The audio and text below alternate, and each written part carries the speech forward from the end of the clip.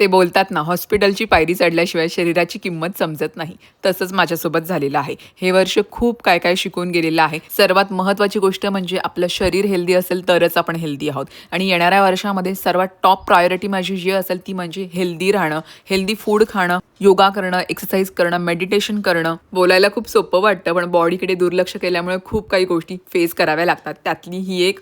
मी ठीक तर झाले, पण मेडिसिनमुळे खूप जास्त रिॲक्शन झाली माझ्या केसांवर. त्यामुळे माझी केस जी आहेत ती खूप विरळ व्हायला लागलेली आहे. पण आता हळूहळू रिकवर होतीये मी. असो, रविवारी होती आपली संकष्टी, सोमवारी उपवास, मंगळवारी सुद्धा उपवास असा. बुधवारी फायनली नवऱ्याला नॉनव्हेज हवं होतं. मग त्याच्यासाठी चिकन फ्राय बनवलं. कधी घरामध्ये चिकन आलं की त्याला थोडंसं फ्राय करून द्यावं लागतं. तुम्ही स्टार्टर म्हणू शकता. खूप छान लागतं आणि सोपी रेसिपी आहे. आणि ते बोलतात ना, संगतीचा परिणाम होतो, तसा माझ्यावर परिणाम झालेला आहे. मी न चिकन खाणारी आता चिकन खायला लागलेली आहे.